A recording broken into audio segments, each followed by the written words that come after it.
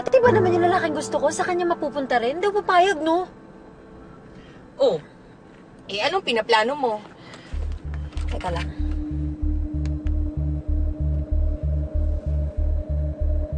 Basta, make sure lahat ng delivery natin well-coordinated sa mga client natin, ha?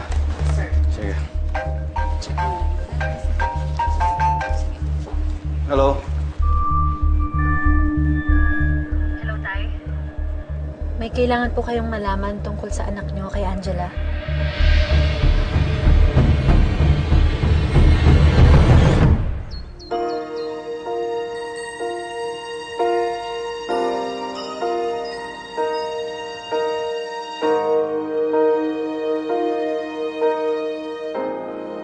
Kailangan ko lang po muna ng promise niyo, Tay, na huwag niyo sasabihin kay Angela na sa akin nang galing to. Makakaasa ka. Ngayon, ano yung sasabihin mo tungkol kay Angela?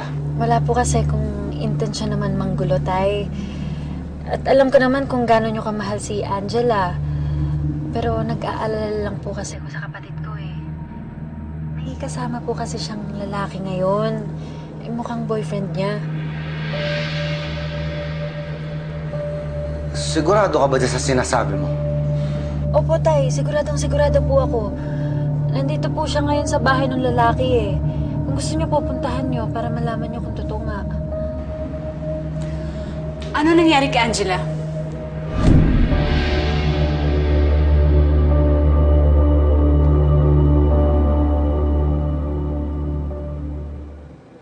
Ayan na. Ayan na. Simula na ng dilubyo.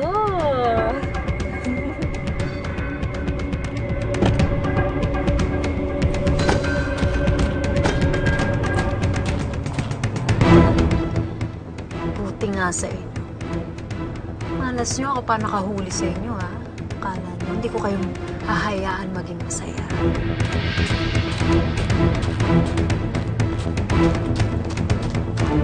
Kaya ka!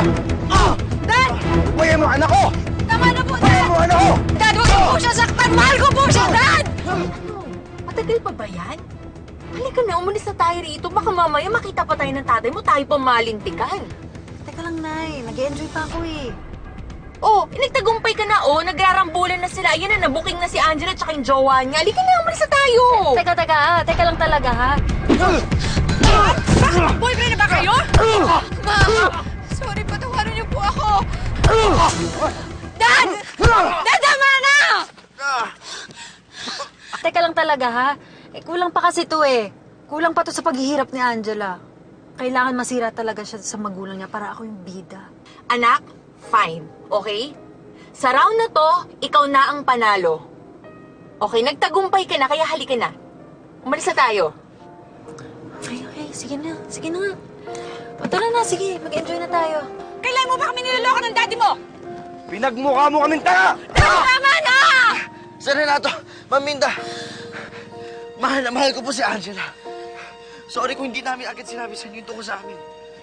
Ilang beses ko bang sasabihin sa'yo na hindi pa pwedeng ligawan ang anak ko? Pero ano ginawa mo? Traitor ka! Dad! Tama na, Dad! Panarin natin ako ano pa magawa mo sa kanila.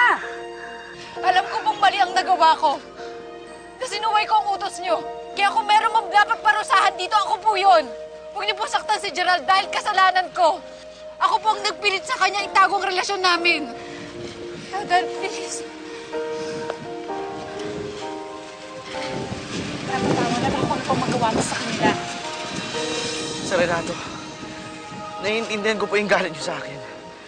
Pero hindi magbabagong pagmamahal ko kay Angela. Kung ako sa'yo, lubayan mo si Angela. Dahil kung hindi, patawarin ako ng Diyos ko. Anong magawa ko sa'yo? Angela, halika na. Tama na itong kalokohan mo.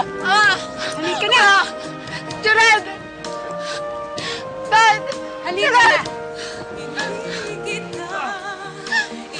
Angela! Anuman ang mangyari, ipaglalaban ka hanggang sa dulo ng buhay. Angela!